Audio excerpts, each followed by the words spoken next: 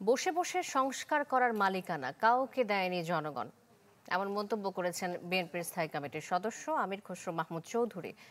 তার অভিযোগ, কিছু গোষ্ঠী ব্যক্তি স্বার্থে দেশ বিভক্তের ষড়যন্ত্রে লিপ্ত, আর গোপনে সরকার ভিন্ন দেশের সাথে চুক্তি করে যুদ্ধে জড়াচ্ছে কিনা এমন প্রশ্ন মেজর হাফিজের। 2023 সালের 11 এপ্রিল না ফেরার দেশে চলে যান মুক্তিযুদ্ধের অন্যতম সংগঠক ডাক্তার জাফরুল্লাহ চৌধুরী। তার মৃত্যুবার্ষিকীতে জাতীয় প্রেস ক্লাবে আয়োজিত অনুষ্ঠানে অংশ নেন বিভিন্ন রাজনৈতিক দলগুলোর নেতারা। স্মৃতিচারণ করেন ডাক্তার জাফরুল্লাহর নানা কর্মের।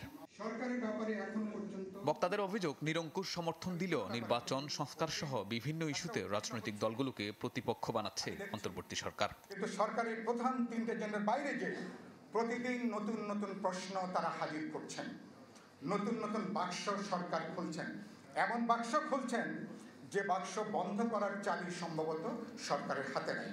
তারা যখন বলছে সংস্কার শেষ করে তারপরে ভোট হবে, আরে সংস্কার কি শেষ হওয়ার জিনিস? সংস্কার যদি আপনি বোঝেন, পৃথিবীর জন্ম থেকে এ পর্যন্ত বিষয় এবং বস্তুর সংস্কার হতেই এগোচ্ছে।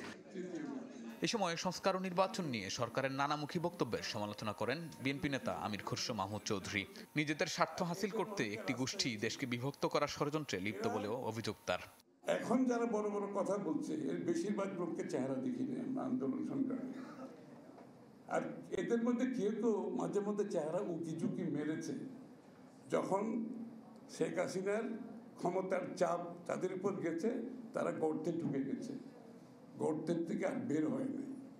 এখন গর্তের থেকে বেরিয়ে আসছে, এখন তারা আমাদেরকে সংস্কারের দিচ্ছে, কি বলে, তালিম দিচ্ছে। এদিকে আলাদা এক অনুষ্ঠানে বিএনপির স্থায়ী কমিটির সদস্য মেজর হাফিজ সরকার যুদ্ধের দিকে এগিয়ে যাচ্ছে কিনা এমন প্রশ্ন তোলেন। বলেন, বহু কিছু হচ্ছে যা রাজনৈতিক দলগুলোর কাছে লুকাচ্ছে সরকার। তারা যে করিডোরের কথা, মানবিক করিডোরের কথা বলেছেন, বাংলাদেশ 18 কোটি লোকের দেশ। আমরা জানি না, জনগণ জানে না, কোনো রাজনৈতিক দল জানে না, জনপ্রতিনিধিরা জানে না কি ধরনের করিডোর এটি হবে, এর লক্ষ্য কি। আমরা কি নতুন কোনো যুদ্ধে জড়িয়ে পড়তে যাচ্ছি? দেশের স্বাধীনতা সার্বভৌমত্বের স্বার্থে দেশবাসীকে ঐক্যবদ্ধ থাকার আহ্বান জানান মেজর হাফিজ। এই দেশে জাতীয়তাবাদী জনগণ আছে। শাহনিয়াজ বাবলু, চ্যানেল 24, ঢাকা। এই দেশের স্বাধীনতা